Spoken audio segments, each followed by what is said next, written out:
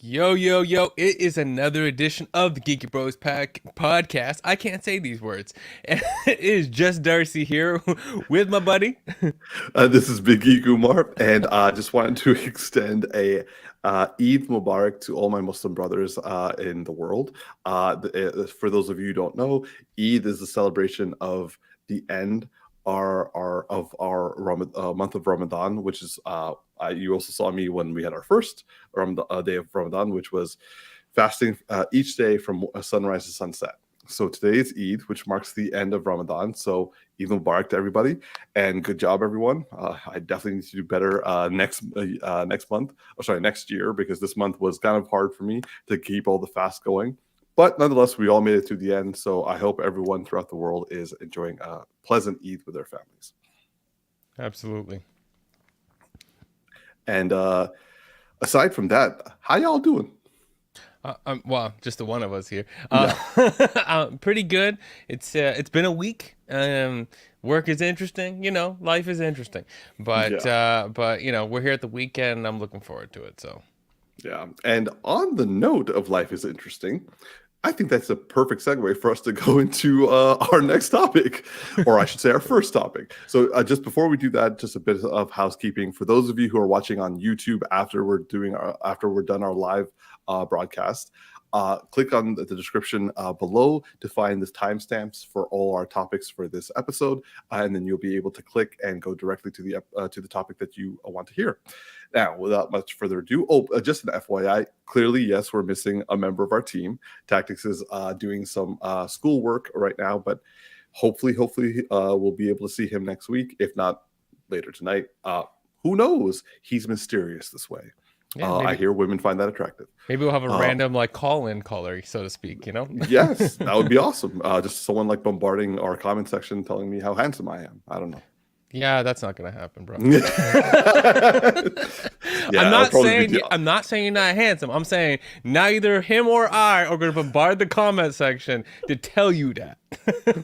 I feel that he will bombard the comment section in the reverse of that statement. But nonetheless, nonetheless.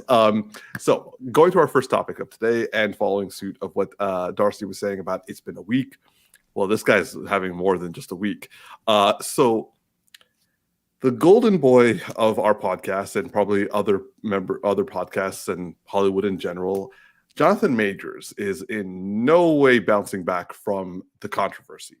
Now, we on the Geeky Bros have agreed that we were going to kind of step back and see how things unfold. And we weren't going to have too many forethoughts. We're not going to react too strongly.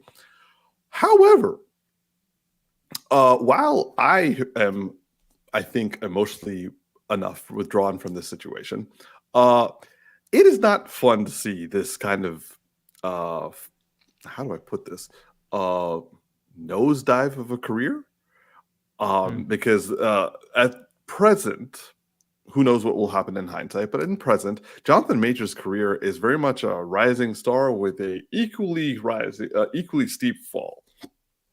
Right now, he has been, aside from the allegations of abuse from his girlfriend, which was an arrest, which turned out that they were saying that it was a mistaken situation, that they had to arrest somebody given the 911 call. But then it started seeming like people were already thinking that this is something that was a long time coming. But then more and more reports came out saying that, Jonathan Majors and his team were denying it, and also that the person or the girlfriend was not pressing charges and saying that it was a misunderstanding. There were texts revealed as a result of this. However, this kind of started a lot of talk, and basically a lot of people don't know what was happening. So it was relatively quiet for a week or so until this past week. It was revealed that Jonathan Majors' PR team and I think manager have quit on him. Mm-hmm. So that is not a good sign. Now, of course, if you wanted to be objective, or not even objective, if you wanted to see a cultural lens on this, it's very possible that this PR team and or manager are ill-equipped to deal with the high standards that people of color actors have to deal with. For example, Ezra Miller's team, I don't recall ever bailing on him, let alone his studio of Warner Brothers ever at any point, like just not saying or cutting them off. At least they didn't announce it publicly. Exactly, exactly. And you could say there are a great many other actors and directors who their public PR teams and managers have very publicly not said anything regarding dealing with them. So the fact that we've heard that this PR team and manager have jumped ship, it looks bad. However, it could very well be that this team is just ill-equipped to deal with the excessive high standards that people of color actors have to deal with. On the other hand, it could also mean we are about to get another foot dropping in terms of this entire story, and that currently it is sounding that there have been multiple other people joining in the investigation in Jonathan Majors and coming forward saying that they also were subject to abuse from him. So that's not a great development for him. And also, I think it was you, Darcy, who said this in the chat, where it was that if his personality turns out to be similar to his actual personality in Creed 3, that would be quite unfortunate. But yes. My worry was that my worry on that was like it's like when you watched House of Cards and you're like, this show is amazing, and then you find out that's actually Kevin Spacey not acting. You're like, oh yeah. Oh. So I would just say, like, I hope that we don't find out like, oh, Creed 3 was amazing. Like, yeah. that's not what I was hoping. But I started getting this weird feeling. I'm like, is this gonna be a repeat of the same thing again? Which kind of sounds like that's what's happened, because apparently, allegedly, there is someone from the Ant-Man and the Wasp Quantumania set that is coming forward about abuse from Jonathan Majors. Now, what form of abuse is currently unknown, but nonetheless, like, that is something that is in the ether at present. There are those who are supporting Jonathan Majors, or not so much supporting, but are trying to give counterbalance to the Jonathan Majors, are saying that the girlfriend that accused him, while she did recall her statement of basically saying that there was no assault, and also that she wasn't pressing charges, and the release of the text messages that she sent to him, basically trying to say, like, I'm going to do everything I can to fix this. There is a lens that you can say that the content of the text can be seen as an abused partner trying to lessen, or like basically lessen the effect or a fear of abuse that they think is going to be coming by sending those texts. But also, it has been reported and not fully confirmed that this girlfriend then went out clubbing immediately after the assault. Yes, yeah. So like I don't know the full story regarding this clubbing thing. What I don't know it all in detail either. I'm not, like, I'm trying to keep up to date with all the things, but I did look at these and what the basic premise of these were, because I saw these pictures and I was like, these don't really show me much of anything, because I thought it was going to be video footage of the actual altercation. That's what I thought that it was going to be releasing. This is to indicate that one of the claims was that her hand was severely injured or broken or something to that effect, and then these footage to kind of prove that she was clearly using that exact hand in the club without problem. That's what it's trying to propose here. And obviously, some of them would have timestamps and all that kind of stuff, and the location, people know where it is and all that kind of stuff. So maybe it does, maybe it doesn't. I mean, I agree overall with what you're saying, that fundamentally, when management and PR jump ship, that doesn't exactly look good. Especially PR teams stick around for a lot of things and bill you high bills. Lawyers stick around for the big problems and bill you high bills, and obviously they would want to make that bag off of Disney and Marvel and all that kind of stuff if there's something to be connected there. It's not looking positive. No. Because the most positive outcome is that this stuff is not all legit, and no one's been injured, and it's all misunderstanding. But it doesn't quite seem or feel like the place. So yeah, Yeah. uh, you know, I'm curious if anybody else has any other thoughts here. Maybe another person who happens to be in the car. Hey. You're on mute, T. We Oh, my can't. bad. Oh yeah, okay, go ahead. Yo, what up? What up? Welcome to the group Tactics. You have been sorely missed, and we're happy to have you. And like people, this is called dedication to the Geeky Bros Podcast. My man just got off school work and is driving, and he's like safely joining our crew. Right? Can you hear us? I can hear you now. Okay. Awesome. We were just talking about the whole Jonathan Major situation, and these pictures here are just video footage that basically tries to articulate that her hand was fine when after the altercation, but obviously his PR and his management team have jumped ship, and that's never a good sign. So I don't know if you have any additional thoughts, brother.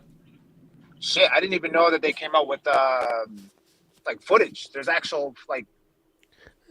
Is there video footage or is this all photos? Stills. So these are stills. Like, basically, what's happened is there was a report or some sort of like statement that that the girlfriend had been injured and had a broken arm, but the stills are allegedly saying that she is fine because she went clubbing afterwards, and the stills show that her arm is perfectly all right. Damn that. Well, I mean, once you get the bubbly in you, you don't even feel a lot of the pain that you feel until like the next day. So, I don't know, man. Maybe she got a sprain. Who knows? This doesn't look good. Is this a white girl? Yes. Yeah. Okay. This does not look good. Yeah. This is even if he's innocent, this is gonna be layered with guilt. He's going to be layered with guilt all throughout his entire career for the rest of it. Oh, actually, I don't really understand what that means, layered with guilt. Like, why would he be layered with guilt for the white girl? No, not him. Not him being guilty. He's going to be deemed guilty for something. Oh, I see what you mean. Okay, gotcha. Yeah. Okay, yeah. Well, yeah. Yeah, it's not a good sign. No. How do you feel, T, about the PR team and the management team jumping ship on him? It's kind of surprising because aren't the PR supposed to be the ones cleaning up a lot of these messes? And if they don't even want to do that, then yeah, that's not a good look. It's not a good look at all. It's unfortunate because this man was like killing it in his career. Like he had 2 hit movies. Well, I mean, can you say Ant-Man's a hit? 2 box office movies. He was highly praised. He was highly praised in that one. Fair. Yes. Yeah. That's a more accurate statement. In fact, I think he was the only thing everyone like universally said they liked about that film. Sorry. Yeah. So it's just unfortunate that this had to happen. And now there's like rumors, I don't know how true it is, but like a lot of other people are coming out and stating that he was very difficult to work with, and they're not surprised at this altercation. Again, it's all like he said, she said type of shit, and I still want some like really concrete, substantial evidence of all of this going down. But right now, from what we've been presented with, yeah, this does not look good.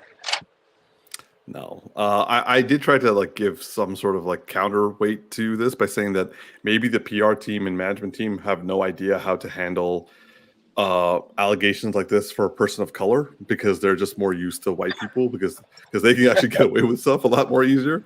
But like, you guys both have kind of like said that like they had the Disney money potentially working in their favor, and they still jump ship.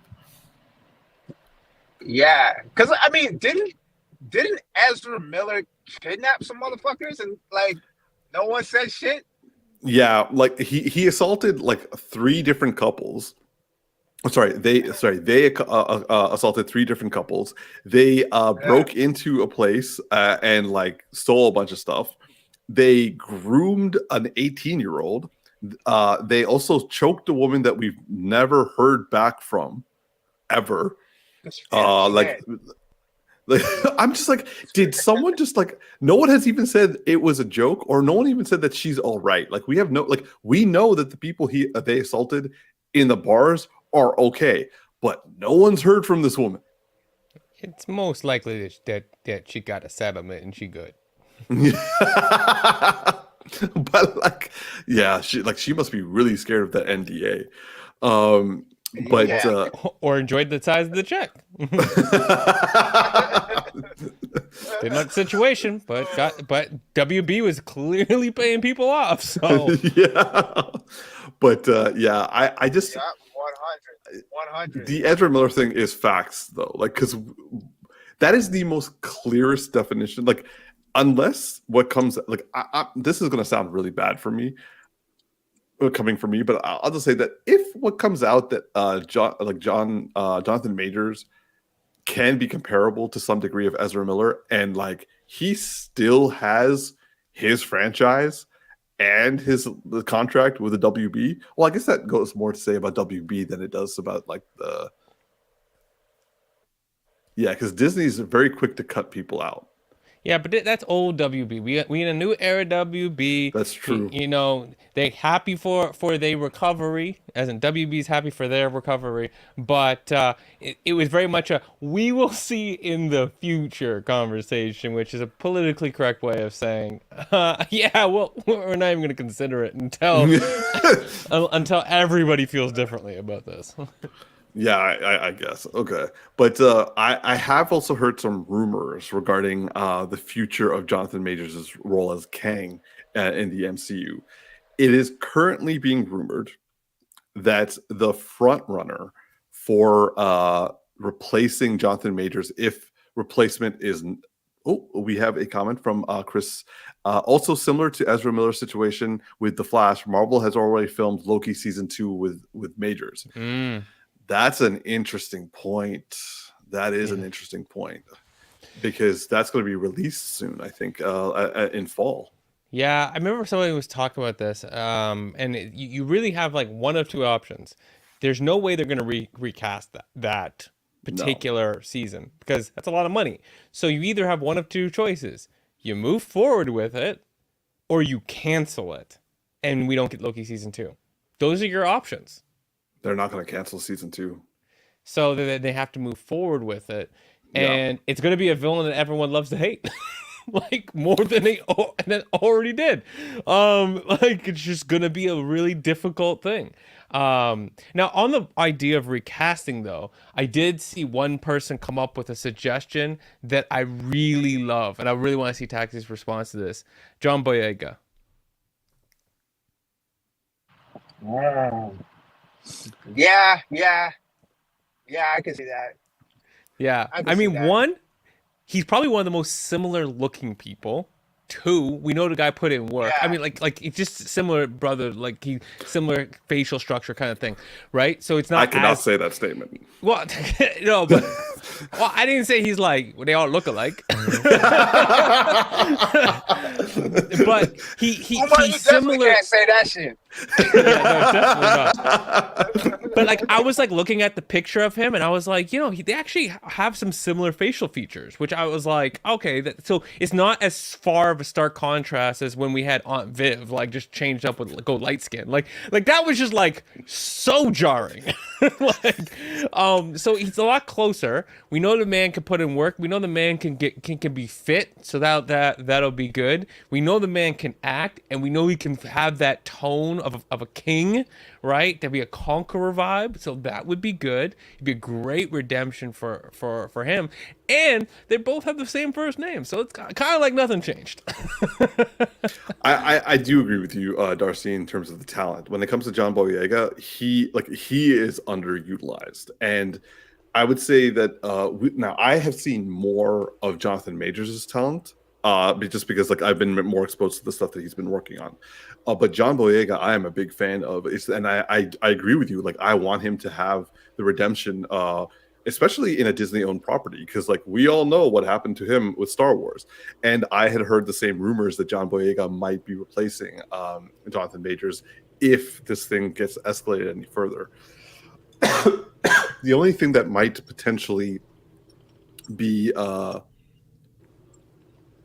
getting in the way of that, but I don't see it getting in the way because I'm sure they can figure out the scheduling, is that John Boyega is currently and I mean current, like very, very currently, like as of today, currently being rumored to be considered to be added to the Daisy Ridley Star Wars film to continue his role as what's his name?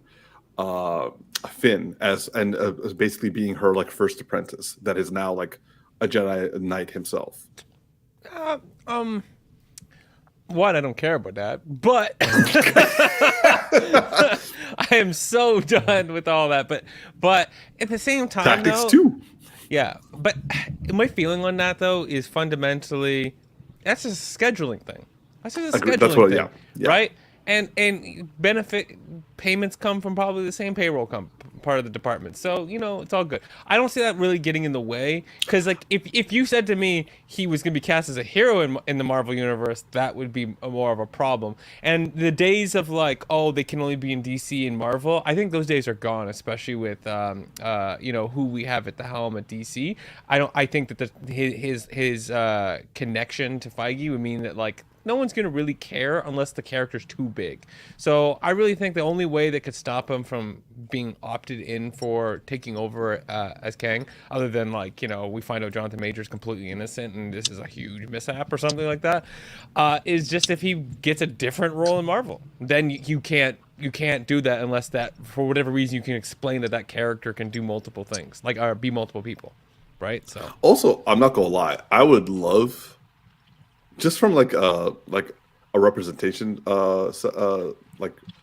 visual, and also to shut all the toxic fandom up, if John Boyega is like a big name for both Star Wars and MCU at the same time. It's like Pedro Pascal killing it as for The Last of Us and also The Mandalorian at the same time. Everyone's daddy. He's zaddy. He's but yeah, so I'm kind of hoping that this does hold true. First of all, it would be nice if Jonathan Majors is cleared. At the rate it's going right now, I do not see that happening. But then again, we don't know the full facts. Yeah. If unfortunately it turns out to be all true and like he needs to go, I am all for John Boyega coming back and taking over as Kang. Yeah. That would be my number one casting choice as it stands right now. Actually, T, like, how about from you, man? Like, what are your thoughts on John Boyega in this conversation? You know who I really want to see in the role? Michael Ealy. Why? Yeah, why would you bring that up? Why do you bring? Why I gotta bring him up? You literally Aunt Viv the situation.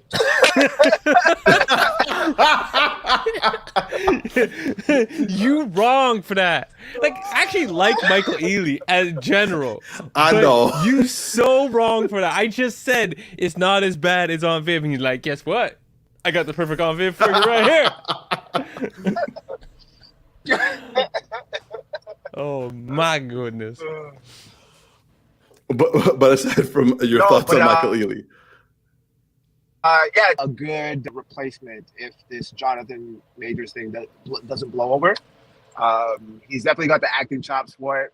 I think given enough time, Kang doesn't need to be bulky or ripped or anything like that. So, yeah, not really. Dude could take the role. Oh, okay. So I'm not Right sure if now, we've. Oh, there we're kind of losing you, T. yeah. Yeah, Okay. he's mobile. Yeah, he's mobile. Like the reception may Can you go hear in me? and out. We can hear you nowish. Yeah. Can you hear me now? Yes. Hello. Yes. Yo. we, we Okay. we we just move on to the next topic at this Yeah. point. So All right, moving just move on. on. Just move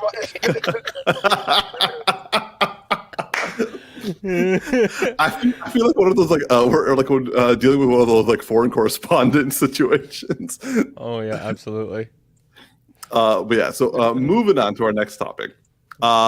We this came out a couple of weeks. A couple of weeks ago. The Marvels trailer. The Marvels is a film that's going to have Brie Larson as Captain Marvel. Iman Vellani as Ms. Marvel, and Teyonah Parris as Monica Rambeau.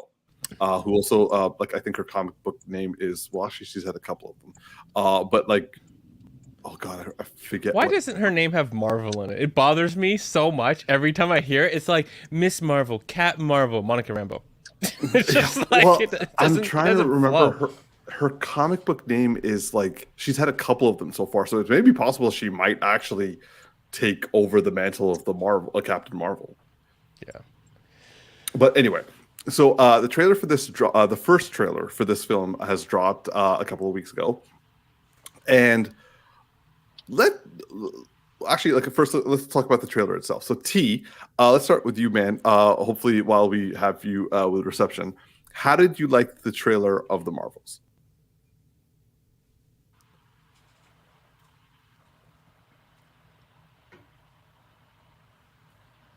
Yeah, I don't think I heard that.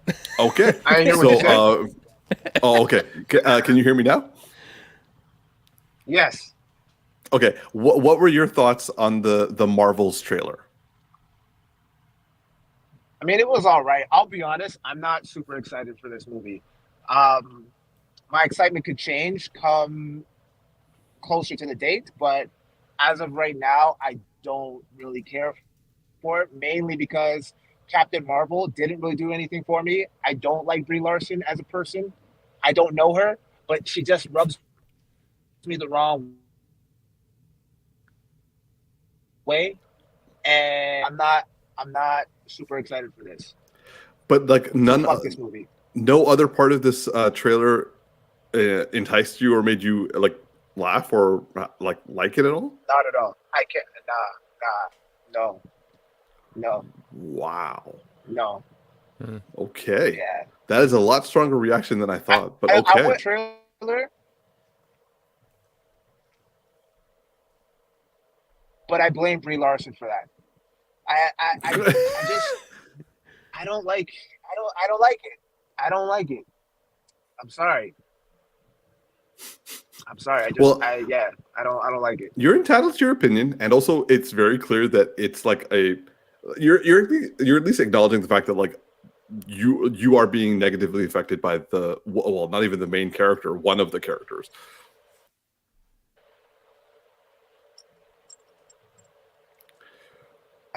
Yeah. And on top of that, trailers don't really get me hyped anymore. You know what I mean? Yes. Okay. You can't hear me, can you? No, we can just massively delayed. But okay. Thanks, Yes. T. Darcy, how about you, man? What were your thoughts? Yeah, so this trailer for me was like 80% meh, 20% that's most of my vibe here. So let me start with the goods. Kamala Khan, my favorite in the whole trailer, like Miss Marvel out here. It's funny for me because she's like how I put this, the youngest actor.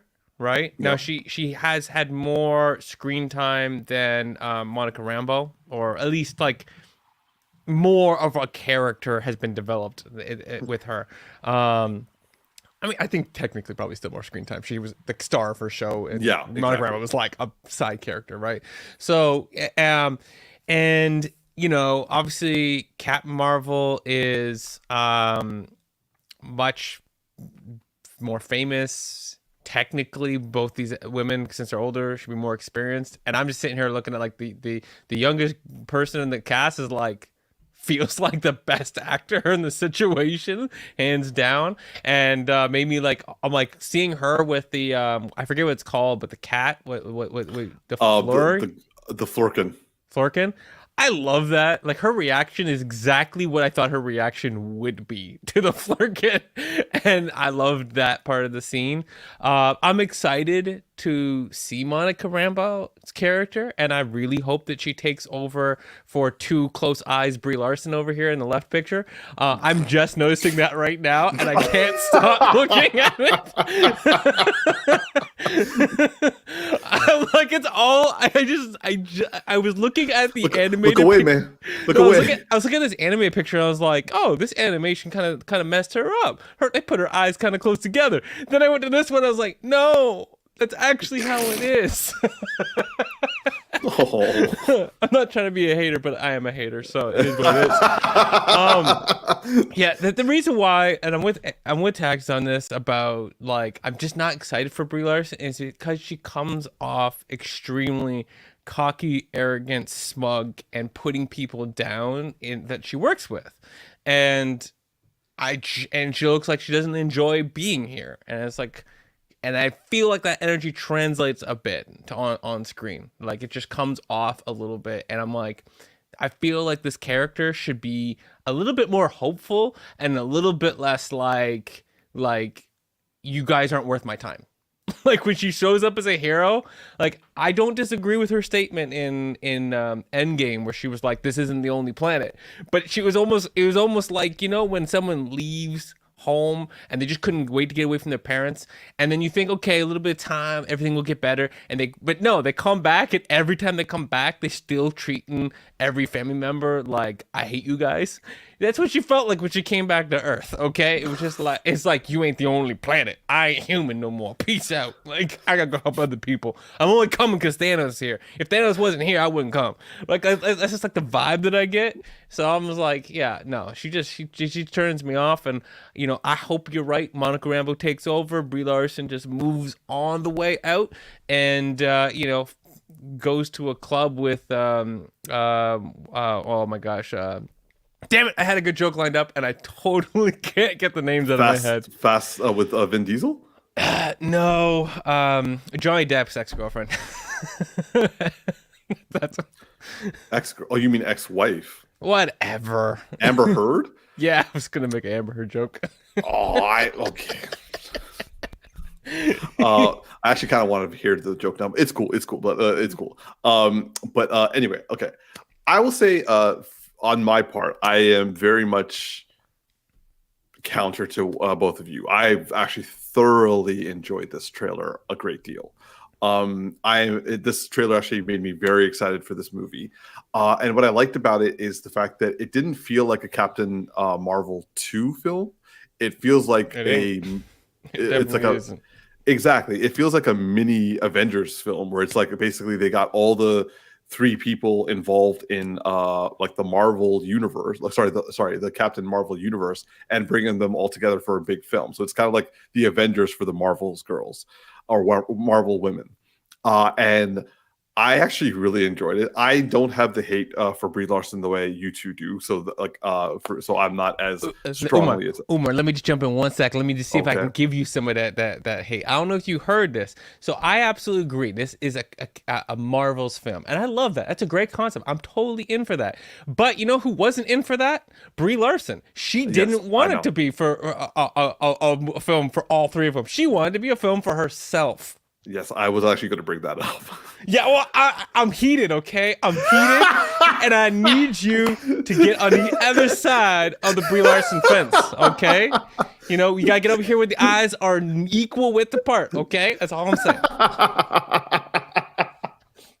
Yo, T, I can see you cracking up in the car, man. Drive safe, homie. Drive safe. Don't look at the screen. So yes, I have not fallen against Brie Larson as much. I'm not going to say that I have the same level of fondness for Brie Larson as I used to. I will say that she does have arrogance when in her interviews. I will also say that I find a lot of her empowerment statements and also like the work she does for women also makes me respect her. I do feel she doesn't have the personality, a winnable personality in Hollywood, which I kind of wish she owned it, because right now she's kind of like, now granted, there is a whole argument about women being put on high standards and are quick to be judged for their personalities if they're not the mold. So that argument is fair. However, with Brie Larson, I would have almost preferred if she went more reclusive, as opposed to trying to maintain her visibility and argue against it, because she came out with a statement or like some sort of interview where it was basically like saying like, hey, like, you know, don't judge me for these sorts of things because you don't know the full story. And it didn't really land. And if I was on her PR team, I would have been like, don't bring it up. Just don't say anything and just do like the cool thing and have your own life and be more reclusive and just do the films and do the press and get out of there.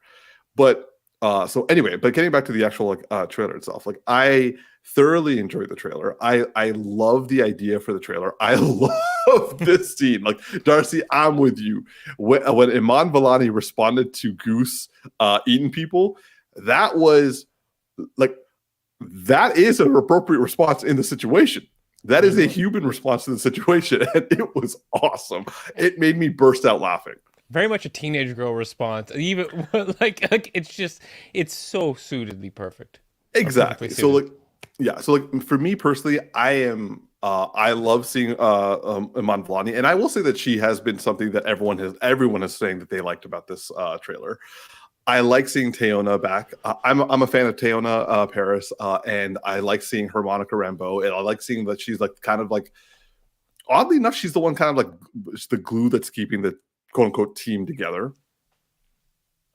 I like the concept of why they're getting together. It's like all of our powers are meshing, and we have to be together to figure this out. That seems very interesting for me, as opposed to kind of having like an outside force that they need to, like the only people available are the three Marvel women, and everyone's like, wait, what? So like no one else was available? This is like, no, we got some stuff going on that affects the three of us, and we need to go out in space and figure that stuff out. And that I actually find that to be very interesting. Also, it was really nice to see Samuel L. Jackson. In terms of like there is something I do want to bring up about this trailer. Now, both of you have stated that, so Tactix, you said that you weren't a big fan of this trailer. And Darcy, you said you were decently a fan of this trailer. You were somewhat a fan of this trailer, but like at most you were at a meh. Yeah, I'm mostly interested to see Miss Marvel do a lot of funny things. But like based on what both of you said, I have not really seen any kind, like it is more focused on Brie Larson as a person as opposed to anything beyond that. So when it comes to the Marvels, it does have a rather already a very high bar in comparison to other trailers, in that it is currently the most disliked trailer in 24 hours that has appeared on YouTube ever. Now, like both of you have expressed your reasons for not either liking it or enjoying the trailer as much as I do, but none of you said you hated this trailer. I have found that we have talked at length about the toxic fandom of Star Wars fans, but I feel this is a good time for us to start discussing the negative aspect of the MCU fandom, which is predominantly having to focus on not to put too fine a point on it, but white males' response to any kind of cultural or gender progressive movements, or even like equitable treatment. So I'm not sure if you two have gone through the comment sections of this trailer. No. I never go through the comments on YouTube in general, outside of my own videos. That's fair. That's fair. By the way, if for those of you who haven't checked out Darcy's channel, definitely do. He's got some dope music on there, and also some dope videos about how to make dope music on there. But it seems the phrase "MShiU" is being severely overused in a lot of these comments. Yes. Have you Never heard that before. Now I totally see where we're going. You've never heard of the MShiU? No. I told you, I don't check out these comments. Okay. Well, I would say that people have been saying it, or I would say I've been discussing it with other people, and this has come up a lot. This basically started coming out during the Captain Marvel film when that got first released. Really, these guys' feelings are so sensitive that they drop one Captain Marvel film. They're like, too many women in Marvel. Yes. Lord have mercy. Literally, yes. Like, it's like we get 18, you get one. No. Yes, that's exactly what it is. Wow. And these are the guys in the comments that would be like calling other people snowflakes, is all I'm saying. Yes. They also, I think if I remember correctly, they were annoyed that in Endgame, that Scarlett Johansson had such a like unrealistic role in the film. In which film? Endgame. How'd she have an unrealistic role? She fight with her hands. Well, also the fact that she kind of like got the Soul Stone, and like she was the one who helped save the universe. How was that unrealistic? I don't know. Like, what did she have to do? Kill herself. That's not anybody can do that. And it was for a good reason, a sacrifice, but it wasn't like you needed like superpowers to kill yourself, to sacrifice yourself for others. That's not. Apparently, like what? And also, they didn't like the fact that Captain Marvel was able to go toe to toe with Thanos. They didn't like. What was it that Okoye had no business being on equal level as one of the Thanos's party. Like she actually killed one of the party members, and people were like, "That's unrealistic." It just ever since this whole MShiU thing came out regarding the Marvels, I've kind of been falling down a bit of a rabbit hole to see like how far did this go, and this definitely went all the way to the Captain Marvel film. Yeah, I'm out of everything I heard there, all being ridiculous. The one that was the least ridiculous, and this is, I'm gonna hold for 1 second, is the Okoye comment, but it's not Okoye. It's are they downgrading the powers of the Thanos's like henchmen to a point that Okoye could stand up? Because Okoye is clearly not weak, right? We've seen perfect examples of how strong the Dora Milaje are, right? They're not normal humans, right? They're trained beyond normal human level, and on top of that, they have vibranium, everything, right? They have advanced weaponry and have tactics to use the advanced weaponry to the fullest extent. Yeah, and they look like even if you took away that stuff, like they're punching halfway to Captain America level, right? And hurting people's like feelings and ancestries. So like, yeah, they strong. But I won't. If you're putting the blame on the Okoye side of the conversation, you're looking at it wrong, because it's like the question is, have they downgraded super powerful beings from the comics to be so weak in the MCU for the pursuit of more realistic Marvel? And that's a fair conversation. They're just having the conversation completely wrong because they just want to blame women for stupid stuff. That's like, no, that's not, no. But then, what movie would it be if like 90% of all your heroes can't fight, right? Like it's like Thor only can do stuff. Exactly, and they were also against on that point. They were also against the whole Natalie Portman being a Thor. It's in the comics. I know, and they feel that I don't even read them. I notice. Yes, exactly. So, nonetheless, how about you, T? Like, that's a brilliant still footage. Oh my gosh, But- I feel like we're getting his security footage. But T, can you even hear us right now? All right, cool. Yes, let's assume if we're looking at a picture of his like I don't know, art in the house, he's not ready to comment, okay? So while we're on that, we might as well move on from this topic to the next one. So moving on to our next topic, which is dealing with the Mandalorian season 3 finale. This came out this past Wednesday, so 2 nights ago. So we're going full review. So if you haven't seen it so far, you should probably click to the next timestamp or come back after a couple of minutes and see where we're at. But Darcy, what did you think of the season finale of The Mandalorian? I really loved it. Like, first off, I'm going to this first image here. This fighting in the air. So, what do we call the woman on the left? What's her title again? The Armorer. The Armorer. Yeah, it always threw me off first because I thought everyone was trying to say the Armory, and then I'm like, but then we're talking about her. So again, for like this whole show, I've been like, what? The Armory? Who are we talking about? But anyways. So they started flying and we pulled the dark saber. I'm like, oh, that's dope. And then then I saw the Armorer and I'm like, please pull out and then she pulls him out and I'm like, she's going to fly hammer people. Yes. And then she did. The first hammer, I was like, yeah. I love this episode. I know, Umar, you're gonna have critiques. I know you're gonna be over here like, yeah, it was a good episode, but I have problems. Like, no, but I'm over here like, I enjoyed this episode. This was fun, and I was tearing up at the end, and it felt like a perfect tie-up for the entire show if they didn't want to move forward.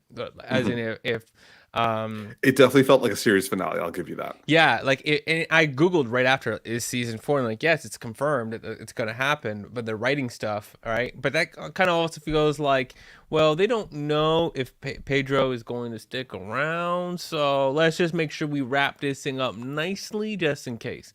But yeah, I enjoyed this thoroughly, and Grogu did good, and we're in full spoiler territory right now. Yes, right? we are. Full spoiler territory. Okay, so if y'all aren't ready for this, put some fingers in your eardrums and let's go. So I loved the end. Tactix, you've seen this, right? I gotta double check this. You seen the finale, bro? Before I speak, no, he hasn't even started this season. Of course not. Yo, bro, you might want to put your fingers in your ears. I'm just saying. He's not going to remember. He's going to forget. I tell him Star Wars stuff all the time, and he's like, wait, what? I was like, okay. I love when Grogu came out here doing his thing. Yeah. Seeing that scene when the carrier was exploding, and obviously Moff Gideon got the burn. that man is singed. Okay. That man went 9 shades darker is all I'm gonna say, okay? that man went from black to black, okay? But Grogu was out here doing the whole like holding the force and saving, which is kind of like his dad and his mom in this moment, you know. Yeah. And I was like, it was so nice. I thought they were gonna like even hold each other for a second. I know, right? I was like, oh man. And then the ending when he was like, okay, I'm going to adopt him. I'm like, and it was just like, he just no hesitation. And then the whole like, that the name now, Din Grogu, fucking love it, man. I loved it. I enjoyed it. I was emotional. I was in a good place. It's just, I liked it. And if for any problems there was, for any flaws, if a show brings me to good emotions, I'm like, I don't care about the flaws, okay? You know, I don't go on the greatest like roller coaster ride, scream my head off, enjoying myself, and be like, that third turn, no. Enjoy the motherfucking ride. And this was an enjoyable fantastic finale. I'm really happy with it. So, Umar, bring the mood down. Let us know what your thoughts are. All right. So, firstly, I do want to apologize to the armorer because, like, I was hella suspecting her this entire time for being a spy. That's my bad. That girl, when, like, you know how we were talking about how when we found out that Admiral Thrawn could throw hands? When she could throw hammers, that is just like mid-air hammer. Like she like used a hammer, went down like this, like Thor, while in the air.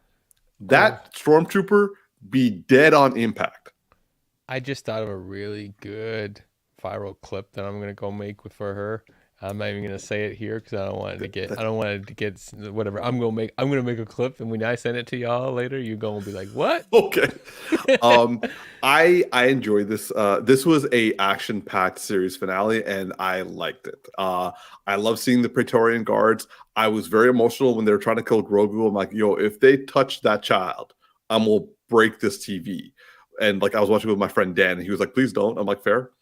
And then also like I love seeing Din Djarin like just like having no weapons and like picking up like all the weapons from everybody else.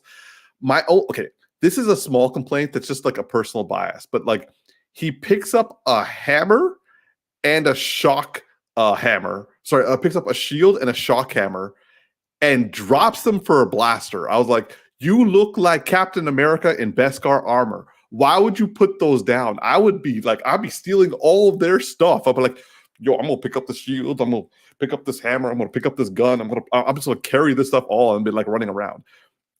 That was just a small thing. Nonetheless, the action was great. The air combat was awesome. Fine. I did have some small issues. One, I wasn't a big fan of the fact that if Moff Gideon is so smart and is like keeping track of everyone, why did he let Din Djarin destroy all his clones? Just a small thing. Also, there's a theory that the Moff Gideon that we saw die wasn't actually Moff Gideon; it was a clone. That would explain why he let the other ones go. He's not the perfect clone that he thinks they are. Exactly. I liked his suit, but I would have liked them to explain the fact that he had enhanced strength because of the suit. Like that was more of an Iron Man suit than it was like a Beskar armor suit. Oh yeah. Because like I liked the fact that they destroyed the Darksaber. I would have wished they would have done it in a different way because like the way he did it was kind of like, oh look, I can snap a lightsaber like this, and everyone like, so no one else thought to do that ever in all of Star Wars. They definitely had some very physically strong. They had a freaking Wookiee as a Jedi. He never thought to grab another person's lightsaber and snap it in two. So that was just something that bothered me a little bit. But overall, I enjoyed the series finale. But overall, for the season, it still felt that like the whole Din Djarin thing, he really didn't have anywhere to go in terms of character development, and they kind of ended it off that way. And I kind of hope they just end it here because I don't see a point of carrying on unless they strip away all the bigger story arcs and just focus on him and Grogu. If that's all they're focusing on, just like in the first season, I'm in for season 4. But the more they keep cramming in other stuff, the weirder the pacing of the season went. And like the fact that this was all focused, like it felt a bit rushed, but like at least it was like focused on Mandalore and the fights, and like this was just a big fight episode, which is kind of what we wanted. But everything leading up to that was kind of weird, which is why I felt that this season was its weakest. And from what I've heard, and Darcy, this is going to piss you off, but there are rumors about why the season has been with such mixed reaction. For one thing, don't say it. Don't say it. Don't say it. Don't say it. Does it have to do with something that rhymes with Kathleen Kennedy? Yeah. God damn it! Can her and Brie Larson just go to a bar somewhere and not come back? Like, so the rumors are that Kathleen Kennedy wanted Jon Favreau to bring Grogu back, and that's why the whole Book of Boba Fett interjection took place, because she made him. I heard that before. And also that she told him to like bring him back for season 3. Also, that the canceled series with Gina Carano, the story for that was being forced into this to kind of set that up to be going forward. Also, Kathleen Kennedy. Also, the fact that I think it also had to do with making Grogu more front and center for the story for season 3, which was counter what Jon Favreau was trying to do, which is why Jon Favreau said that if you make any more suggestions that I have to incorporate, I'm going to quit. You know what this woman is doing? One, she's rushing everything because I want to sell Grogu toys. Give me Grogu, right? And rushing all this stuff. I bet you this is why I'm not excited for bringing back Rey and Finn, is because she's probably just rushing all this stuff because she wants to get like Grogu on scene with Rey, right? And she just wants to like make it happen so she can sell something. But it won't be a good story. Like, where's that chemistry? Why is the connection gonna be for here? Why would these two things need to interact? I don't know. Make them end up on a planet together, and then I don't know, kill off the Mandalorian and make Rey take over. And you're like, what? That doesn't make any sense. It's like, well, it'll feel good. It'll be emotional. Oh, people will like it. And it's like, no, it will be dumb and it'll piss people off. So yeah, sorry. You get me mad because when I hear about her and her plans, I'm like, I can just see things going stupid again. I do enjoy seeing you get mad. But yeah, so anyway, so like, I will say that overall, I actually did like the Mandalorian season 3 finale. It was dope.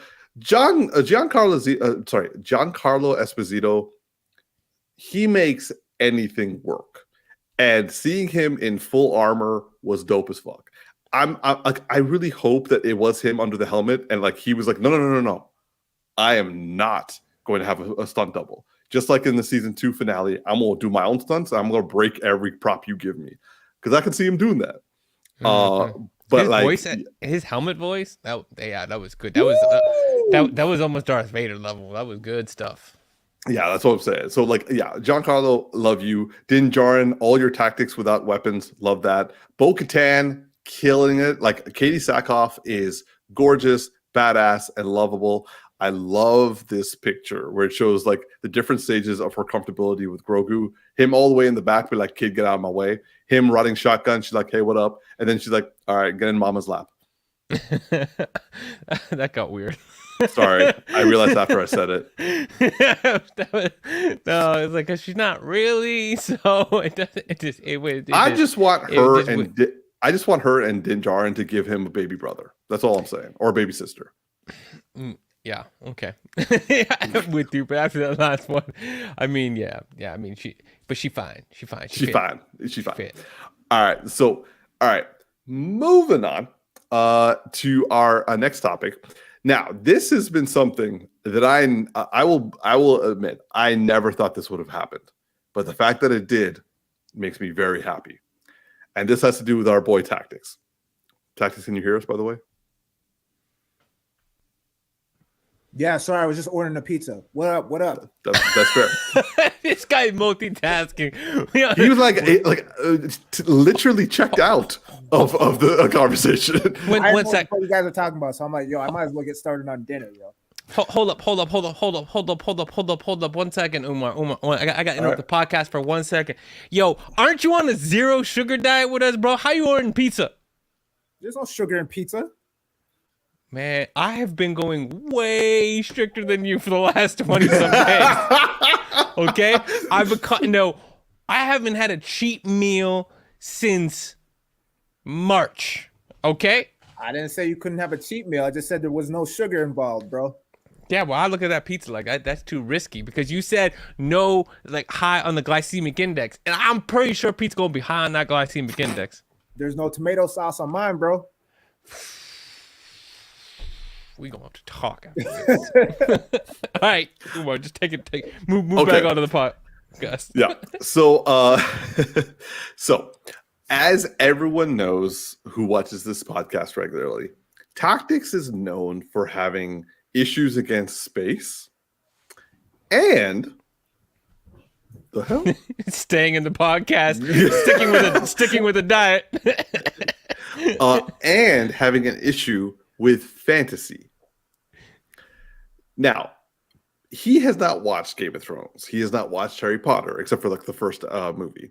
He has not watched Lord of the Rings, except for I think the first movie. And they have not landed well with him. So imagine my surprise when I was able to convince him to come with me to watch Dungeons and Dragons: Honor Among Thieves. So I was able to. Now, granted, like I had the points, and so we both went for free. So like I guess like I kind of bribed him, but like you'd be stealing everyone else's points. I bought you a ticket. Yeah, that's what we're saying. You have to buy us a ticket because you steal all our points, and we don't got no free tickets left. Facts. So I've just introduced it like that.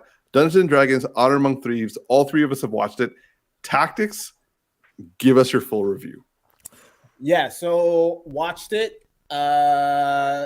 I'll admit. So when the opening started, like literally, like we're only like maybe 2 minutes into the movie already, and I'm like, yeah, I'm not gonna like this shit at all. So I was like prejudging it like early on, and then as the movie kind of progressed, I started to find myself enjoying it more and more. Didn't get any of the references because I've never actually played the board game before, but I'll admit, and it's not gonna happen. But I was kind of at the end of the movie, I was kind of curious about the board game. I'm like, maybe I might play that one day. You know, I'm with you there. I'd be down. We could do that. Yeah, I'll be like, like, what the hell? There's enough there, like. I said we, Umar. I meant everyone on this podcast. Oh, okay. Thank you. You got offended over nothing. I was like, you guys are going to do a double date without me? No, I was saying we're not inviting the ladies to this. Like, they're not showing up to this, okay? Not, yeah. I meant the three of us and however many other people we need, and not our ladies. Like, man, my woman trying to get her to play out fantasy. Like, no, you can imagine that struggle. So sorry, T, go on. So yeah, so I actually really enjoyed it. I think I gave it a 7 or a 7.5 initially. That's high for you in this genre. Yes, it is. High. Yeah, it had a good amount of action. I really liked Michelle Rodriguez in it, in the sense of like she's one note. And we've seen her in that one note, and it's usually the Fast and the Furious movies, and you're like, actually, funny story.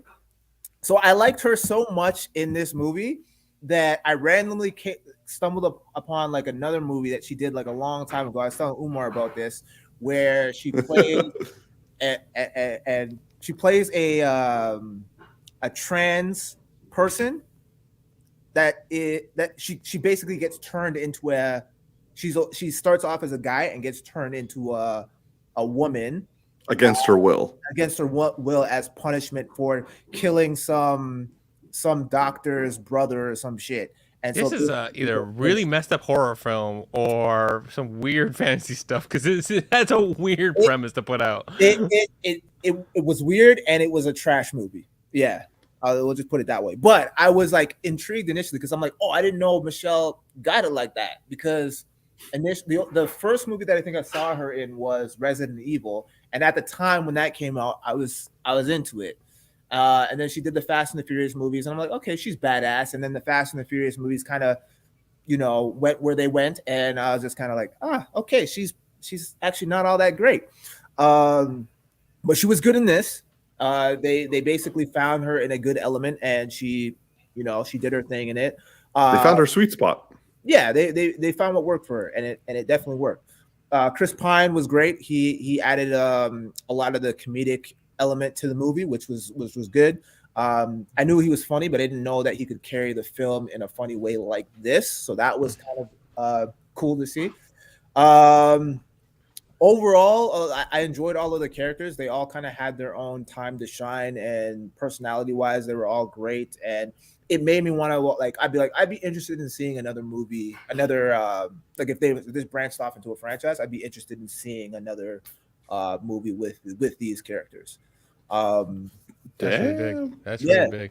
Yeah. Were there any specific moments in the film that you liked the most, like that stood out to you? Please tell me the one scene. Please tell me the one. So this dude, the black dude. On the left of Renee. Yeah. Like the fact that he was so matter of fact and literal was hilarious to me. I really enjoyed that. Before we move off of him, I heard a really funny fact today that you'll like. So you remember the scene when he's walking away on the beach and he keeps walking away, right? What actually happened is that they called out cut, but he couldn't hear it, so he kept walking, and they're like, what was going through his head? Like, stay in character. No, I actually noticed that because normally, like when you see movies where people are walking off into the distance, after when they keep cutting, eventually you like the person just disappears, but you could still see the guy in the background, like way the fuck back in the background. I was like, wait, this dude's still going. Like, yeah. And Chris Pye was just ad-libbing it. He was just like making fun of him at that point and in character. Oh, that's hilarious. Yeah, that was funny. That dude was cool. I liked when they break out of prison in the beginning. That was like telling the story of his origin and like what happened to his daughter and his wife. That was funny. Yeah. We've accepted your. Yeah. What was the guy's name that he was waiting for? Jonathan. Jonathan showing up at any time. You really want to hear this. Yeah, I mean, I had a good time. There was never really a lull in the story. It had really good pacing. The action was cool.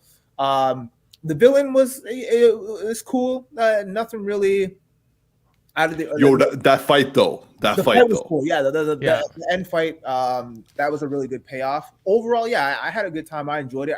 I'd like to see another movie and maybe even potentially play the actual board game. But yeah. One thing I got 2 quick points to what chill, you said. Bro. What's that? Talking to Umar, chill. Oh, two quick points. 2 quick points. One, I agree the villain's a weak point, and I kind of feel like it didn't even really matter because it wasn't really about the villain. Yeah. It was about the cast. It was very much a Guardians of the Galaxy vibe going on there. The thing you didn't call out my favorite scene, the cameo, the Bradley Cooper cameo. Yeah. I almost forgot about that one. That one was hilarious. It took me a minute. I was like, wait, is that? And then Umar was like, yeah, that's him. He's just like, he's so itty. And then they also like turned up his voice a little bit. They just like EQ'd it and stuff in a certain way so he sounded smaller. And it was just, oh my gosh. And at the end, when she like sees another short dude, you're like, don't do it. Like, what is with you in these, like, they're not dwarves, like what are they? Hobbits. What's that? They're hobbits. Yeah, but they probably packing though. Oh my. Or they just crawl up. Oh. Like in The Boys. So okay, hold on. So just going back to something that Darcy and Tactix have said. So the villain, you said it was very one-dimensional, like it was very forgettable, right? Yeah.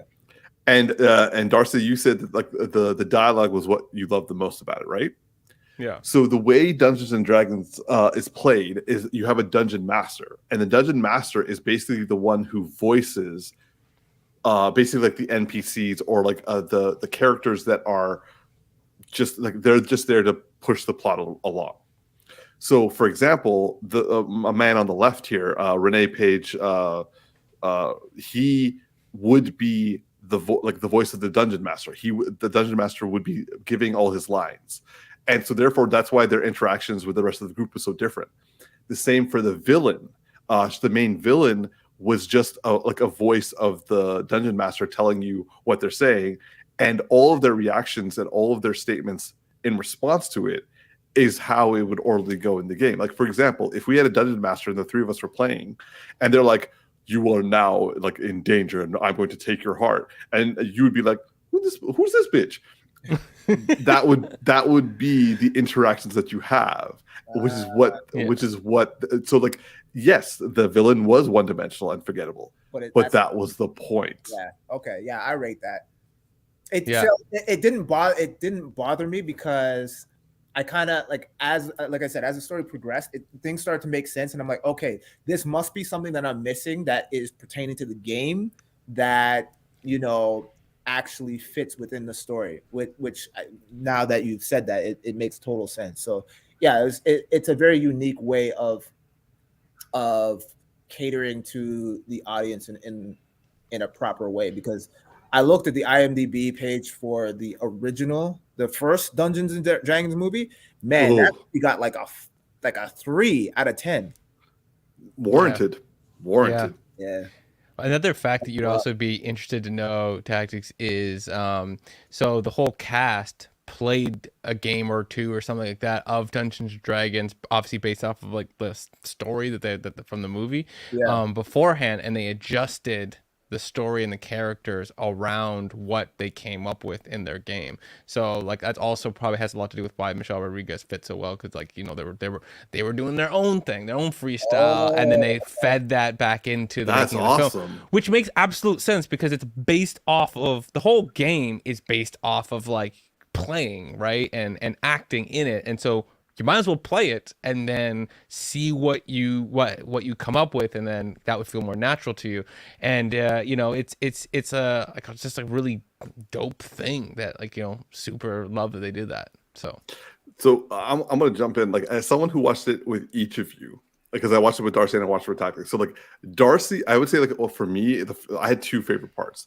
One was when Bradley Cooper showed up, because watching both of your reactions to that had me down. Like, Darcy, you nearly fell out of your chair, which was hilarious. Was so good. I just love when you get like a cameo and it's like ridiculous. It's just so ridiculous, and you're just like, I can't believe they did it. Like, I can't believe he showed up to do that. He was an emotionally mature hobbit.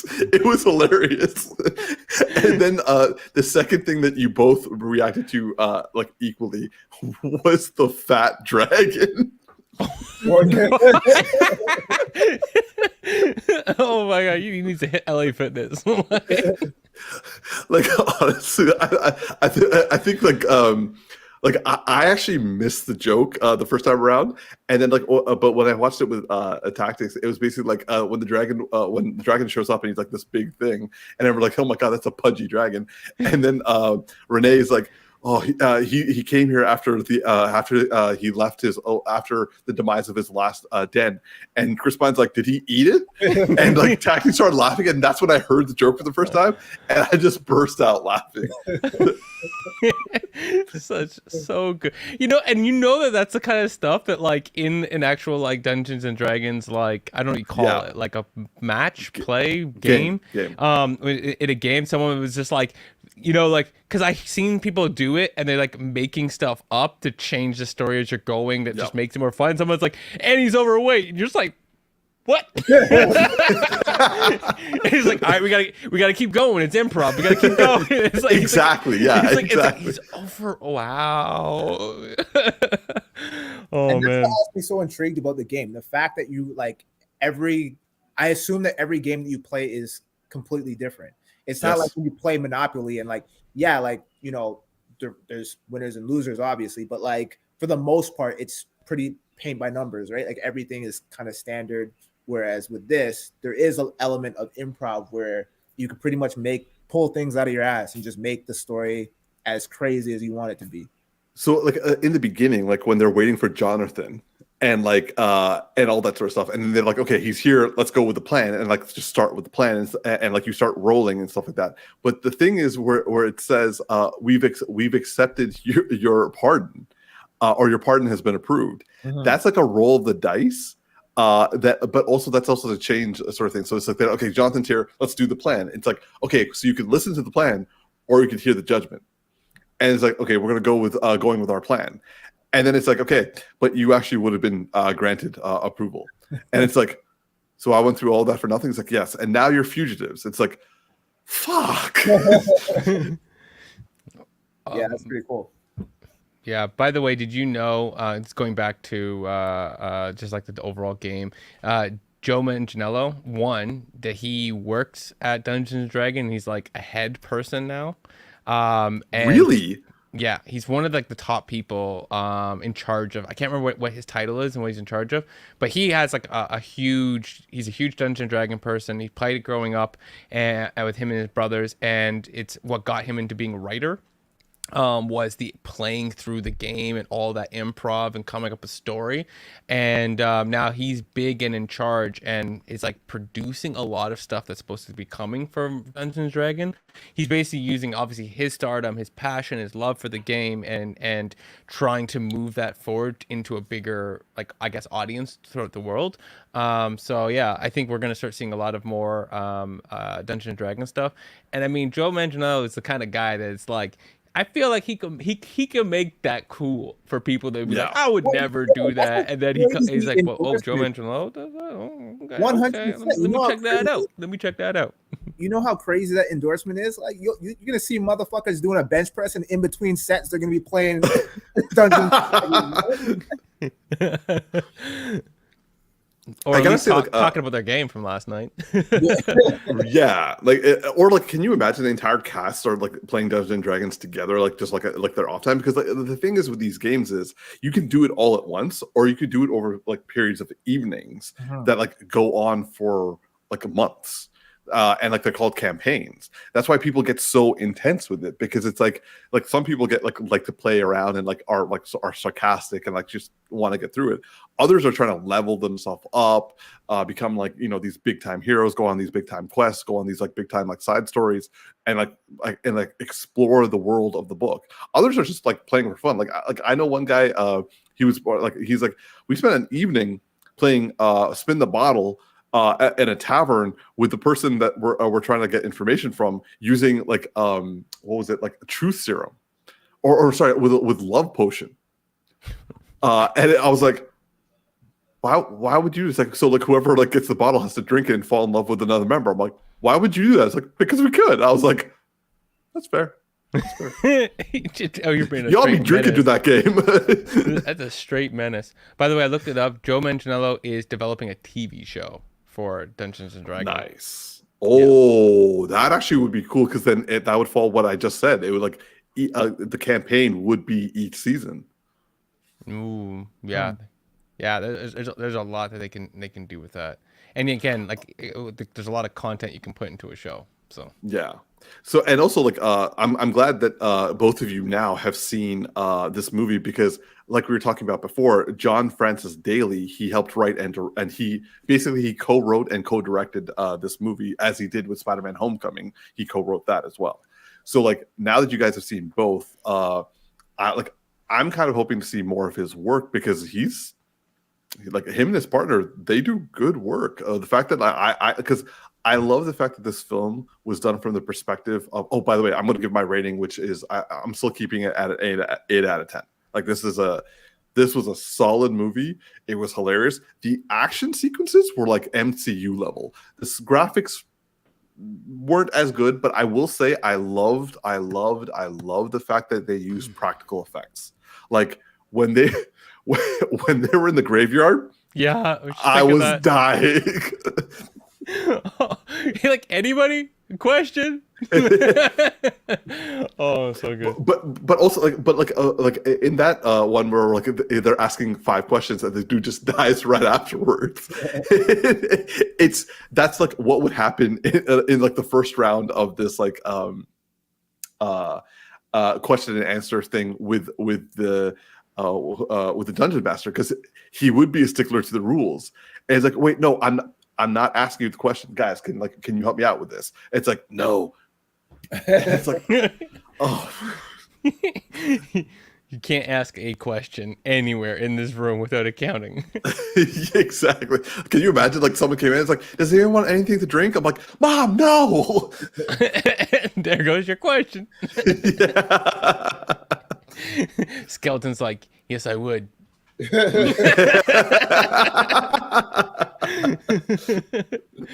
Oh, but yeah, so like it's still 8 out of 10 for me. I was happy watching it twice. I was actually like, I think I caught more things the second time around, but yeah, like the action was actually surprisingly really good. Like both like the hand, like, and like Tactix brought this up, Michelle Rodriguez, I rarely point her out as like a shining point in a film, but like her humor, her action sequences, and like just sort of like an overall like presence in the film was perfect, because she won note, just like Tactix said. But like They play that note well. That's the thing. It's if you put an actor in the right movie, in the right setting, then it gives them an opportunity to shine. Similar to Dave Bautista, although he's kind of now branching off, but he's been putting in work. He's taking acting lessons to kind of up his game. But I don't know if Michelle Rodriguez has really been to any acting classes in the last couple of years, but she was in Avatar too. I forgot about that. Yeah, she actually declined to come back for the second one because she's like, "Yo, I had a good ending. I don't need to come back." I was like, "Okay." Yeah, I really like her also chemistry with Chris Pine in this film. Like they actually legitimately feel like two people who could have been doing this together for a minute. Yeah, right? I love that they kept them friends. Yeah. Oh yeah.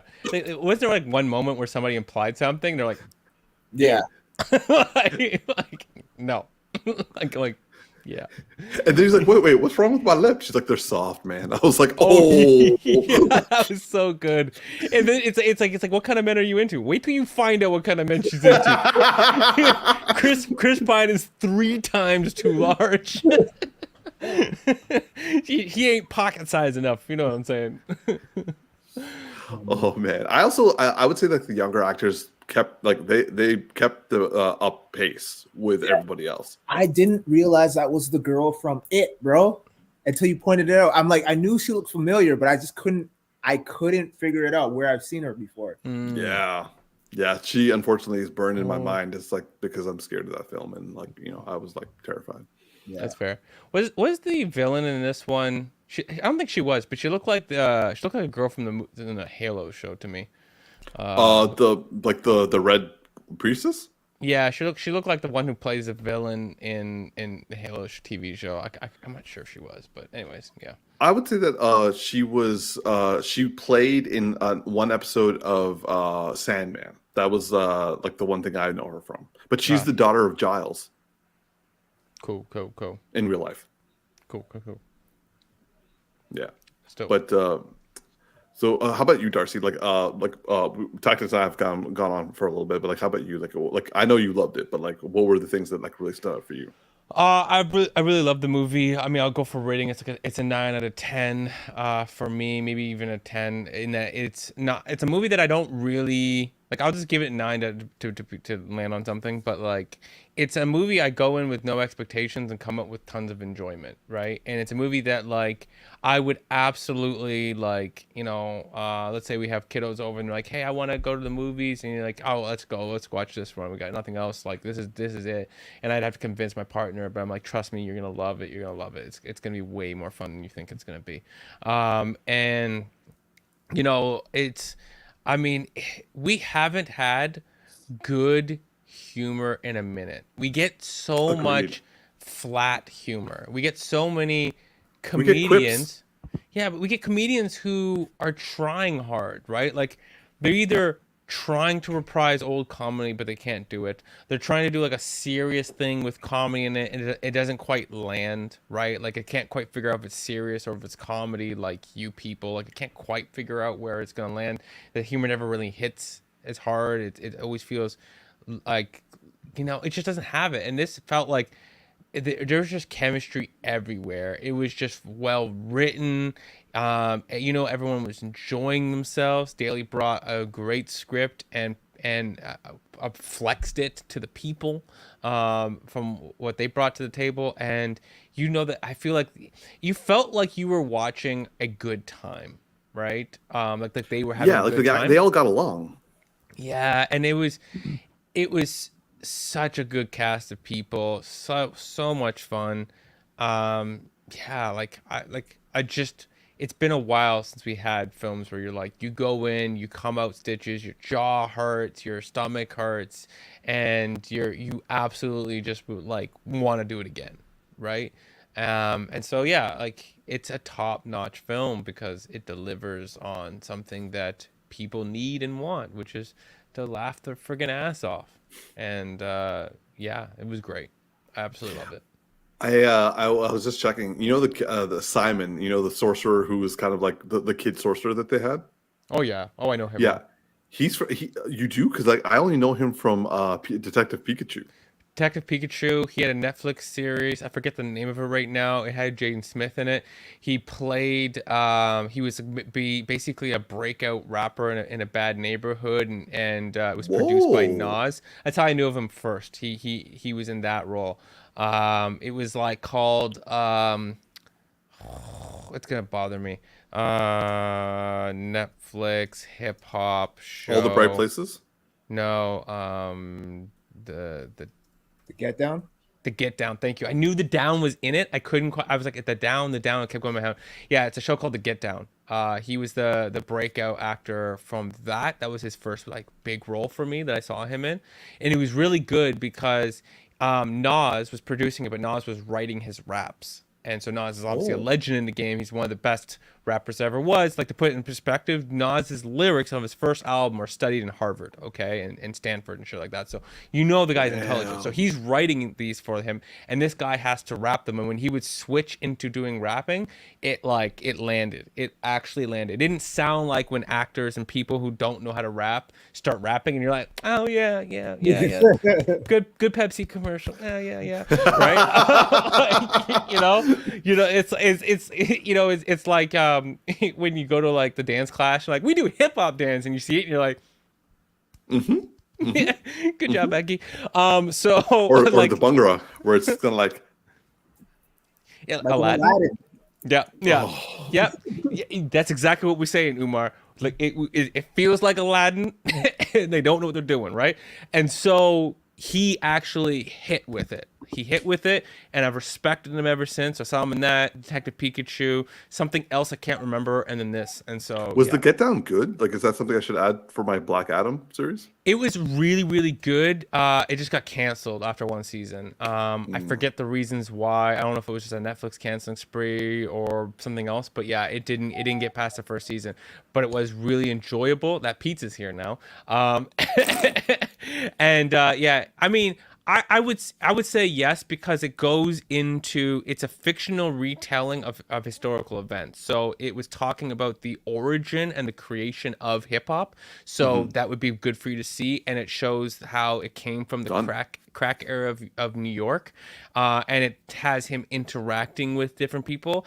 And when you see how they created hip hop and that fundamental thing they call, which is called the good part, which is the whole idea of looping a section of a music that you really enjoy over and over and over again and making that into the song, then you really grasp like why hip hop works the way that it does, and why when it hits, because it was all about this good part. So I will put it on your list. It's one season, Netflix, from 2016, and it has some pretty decent acting from Jaden Smith, where he plays a very sexually ambiguous character, which is kind of interesting.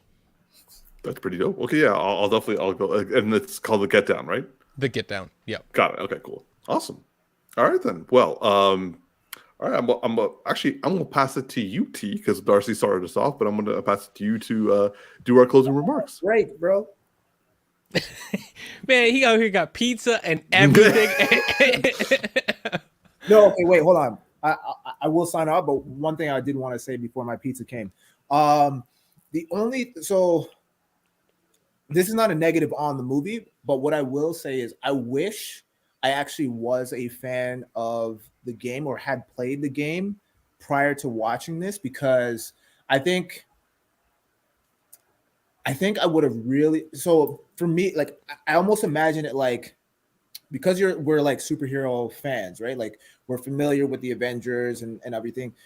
Remember that moment, and I'm not saying that this movie would have given us that same kind of feeling, but remember that moment in Endgame where like we had all of those Easter eggs come back, and like the crowd was just like roaring when like, Cat wields Mjolnir, right, and then like all those other elements that happened, right, and everyone was just going crazy because it was like a collective experience that you got to share together. I feel like on a lesser scale, obviously, but like people who are true fans of the game to go in and watch a movie like this and like have it done right and get all of the references and like just share in that experience. I miss that in movies. You know what I mean? I want another Endgame type of moment where I could be like, shit, man, this was great. So you're saying you want to be in the know? Yeah, I mean, in general, it doesn't necessarily have to be with this game because I mean, I obviously haven't played the game before, right? So I would have never gotten that experience, but I just missed that element. Yes, okay, yes, yet, but I just missed that element of like going into a movie not knowing what to expect, and then they hit you with those like end game was like Easter egg after Easter egg, fan service after fan service, and you're just like it's like. I remember like after the movie came out, they would superimpose like footage of people watching like the Super Bowl at like a bar, but instead of like them watching the Super Bowl, like they superimposed Endgame and like the crowd going and reacting and everything like that. And that's how it was for us when we went and watched it in the movie theater, right? Again, I'm not saying that this particular movie would have gotten that same kind of experience, but I think that's part of the fun of movie theaters, right? And what we've all been missing in terms, like in COVID, obviously we weren't able to go to the movie theater, right? We were watching a lot of shit on Netflix and stuff. And even with Netflix and all these streaming services, there's still that need for that shared experience among audiences where like you go into a movie experience and like you and the crowd, people that you don't even know, are laughing along with you or like cheering along with you. Like that's like I could just imagine people like a bunch of nerds coming in, and like I remember when like you and I watched it, Umar, and like you were like, oh yeah, you were pointing out all the people. You're like, yeah, they definitely have played the game before because they all came in like droves and just like it was like group, space, group, space, group. Yeah, and I was kind of so focused on the movie that I didn't even realize what the reaction was, but I could just imagine like if it was like a full packed theater, like on opening night, people go to watch it and they're all fans of the board game. And now they're sharing this experience together. Like I think it's such a visceral feeling that I think a lot of movies need to kind of play up a little bit more, right? Like the nostalgia factor. Yeah. Yeah. No, 100%. I completely agree with you. Yeah. Well, okay. Well, I guess that is it for the show. I actually made it. Not on time, but I made it. So we're happy. We happy you could join, bro. We're happy you could. Yeah, join. Likewise, man. I missed. Yeah, I missed last week. Yeah. But anyway, thank you guys for tuning in, and be sure to like, favorite, and subscribe to the channel if you haven't already. Tune in next Friday. I'm sure all three of us, or at least these two, will be on again. If I can make it again, then I will. If not, I trust that these gentlemen will hold down the fort. But until that next time, we'll see you guys later. I'm your boy Tactix.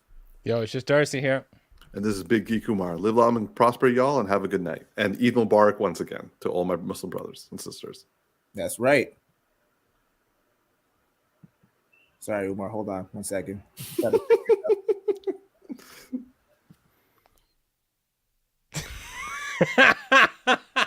He left. Did